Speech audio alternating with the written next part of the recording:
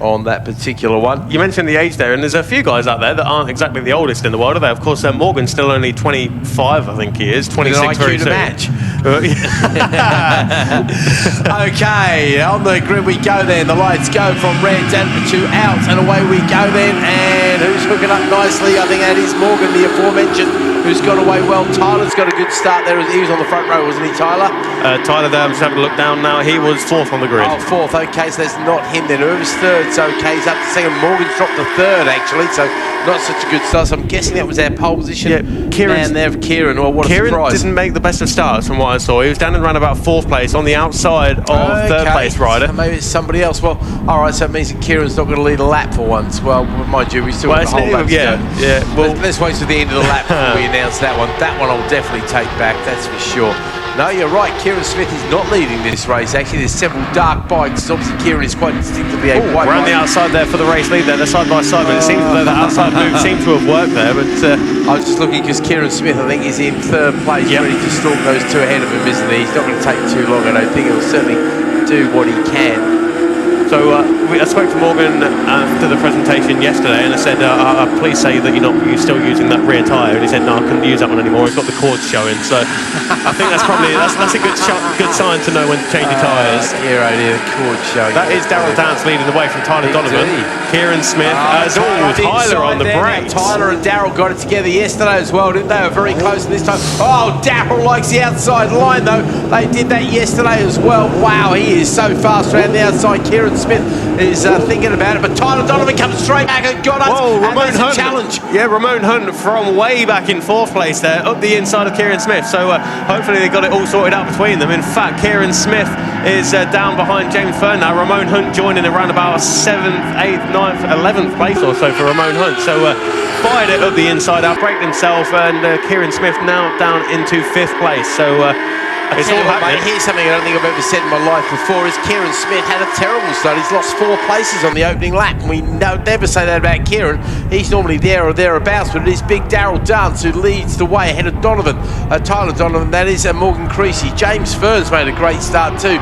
He's actually only gone up 1 place, but he was obviously well qualified there. Kieran Smith, and it's Connor Swash, Seamus McGlynn, who got the green plant goodie bag last night. Then it's Clinton Wood. Tony Russo leads the extremes. Darren Corkin second in the extremes. Ramon Hunt is comes across the line in the end in 11th place. So yeah, definitely a bit of a lunge too far, I think, there from Ramon. But have a look at the fastest lap lights going out. Smith, I think it was Creasy had it, then Smith took it away from him. So they're obviously still very close indeed, as Downs leads once again up the back straight, no doubt hotly pursued by Donovan and Creasy, both trying to find a way past.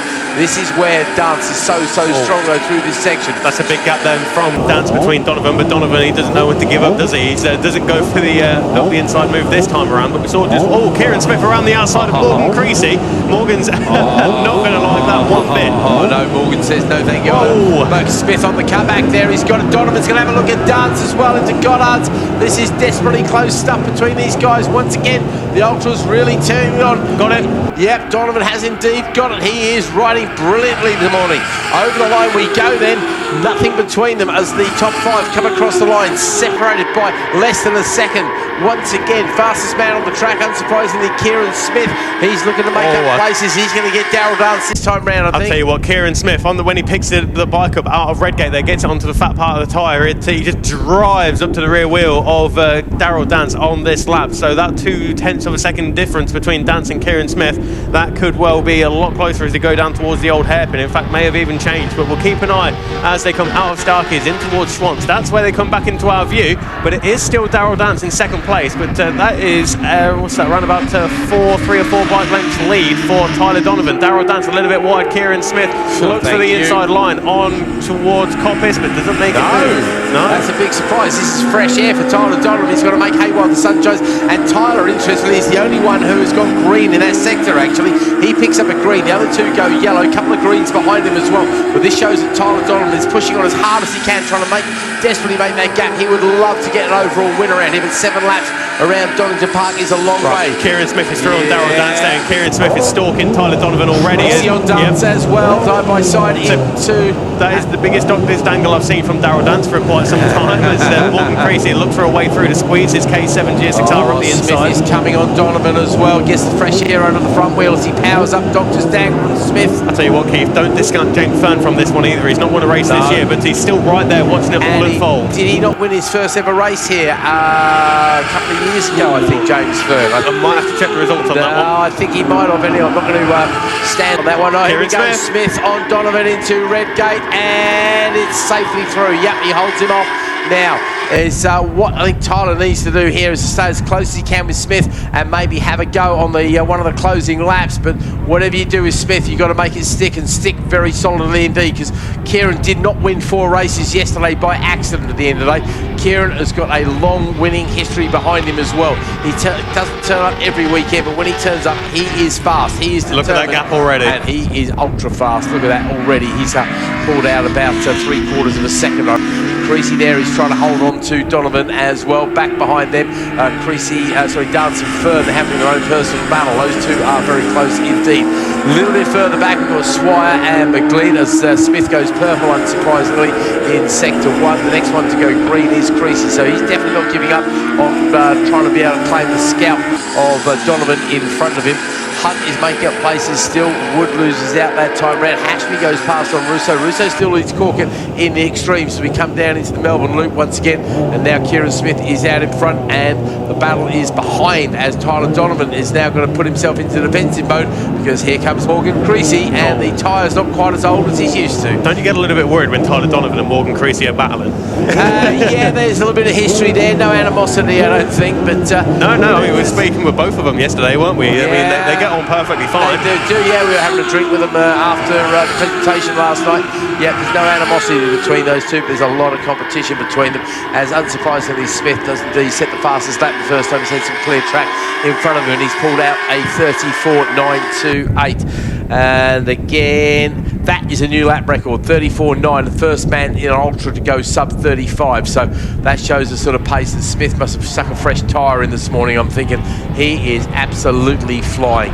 Smith, Donovan, Creasy, Dance, Fern, Swire, McGlynn, Hunt, Wood is your order in the top 9. They're all Ultra machines. And it's Russo and Corkin separated by about half a second as they battle for the extreme prize. Then we've got Biswell as third of the extremes. We've got Keelty in the mix there too. Jamie Green is back out on his naked machine, just getting the laps in. He does a brilliant job. Smith trips the timing beam over the back, doesn't do anything special according to the timing light, but we just know that could be a thousandth of a second away from the previous absolute best. Donovan, Creasy, Dance safely tripping the timing beam, so no incident to report. They're going to be coming back towards us very shortly through the chicane. Look at Smith, smooth. Morgan Creasy Morgan Creasy went through the chicane there, and Tyler Donovan, he is looking for the inside move once again. Straight back. That was a long way back. That was a very impressive move by Tyler there. I wonder if Tyler just went a bit wide out of the chicane. Yeah, Creasy knew what he had to do. He cut the chicane there. From what we can see, it's close up against the Armco on the inside, so it could well be that... well, we heard that yesterday that happened to Morgan, didn't he? He was down the gearbox. He tried to brake after that second roller down the back straight, but down the gearbox... Whoa! Bit of a moment there for Morgan Creasy again. That happened... tyre ain't quite so new. Again, that happened yesterday down at the old hairpin there. He sat on the tank and the legs off, but he's got it under control just about. But yeah, I didn't know he'd taken up limbo dancing in his spare time, and certainly given us an impressive little boot shaky there. Well, all good. He stays where he is, and that's good news for Donovan, because I don't think Tyler's, to be fair, going to be able to catch Kieran. Kieran is absolutely flying. All of a sudden, he gets in front, and he just pulls out those times, doesn't he? Absolutely flying. Everybody else safely over the line. Fern goes past on Dance this time, so after showing an early pace, Daryl seems to be dropping off just a little bit. We are talking fractions of a second here. McGlynn goes past on Swire. Back a bit further, Green and Biswell continue that battle. The third place Ultraman against the third place Extreme Man against the 11th place Ultraman, so not a lot to choose between them.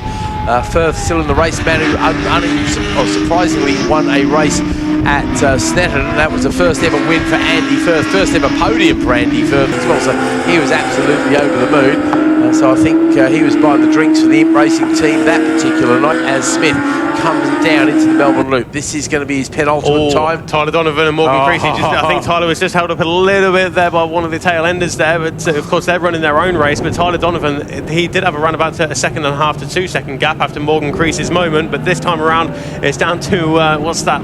Approximately half a second as they go in towards Goddard's for what will be the penultimate time. But Kieran Smith on that number 5 Suzuki out of Goddard's, and the last lap flag is now being shown. So 2.5 miles left of this Donington Park circuit for Thunderbike Ultras and Extremes, but Donovan has half a second in hand over Morgan Creasy. Right, I bet we're going to see a green from Creasy this time round at Sector 1. He wants to close that gap. He wants that place.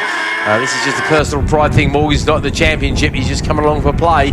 Battle for the Extremes coming across the line. That's Tony Russo, number 69, still leading the 81 of Corkit. So it was 0.6 of a second 1 lap ago, and it remains 0.6 of a second as they go on to their final lap. This is actually good news as far as Donovan goes in the championship as well, because Dance is down there in 5th place at the moment, so that's going to be 11 points for him.